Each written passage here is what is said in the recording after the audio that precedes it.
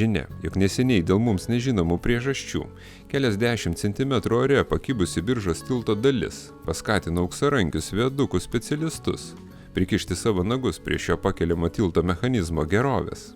Dabar matome, jog Biržos tilto eismas vėl apribotas.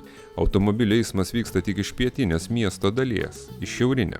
Nuimti vienos pusės turėklai. Akivaizdu, bus atnaujinama vizualioji šio Klaipėdą jungiančio inžinerijos statinio dalis. Neabejingi klaipėdiečiai tokią iniciatyvą pasitiko savaip. Aktyviausiai net surengė šiokį tokį performansą šių darbų akivaizdoje.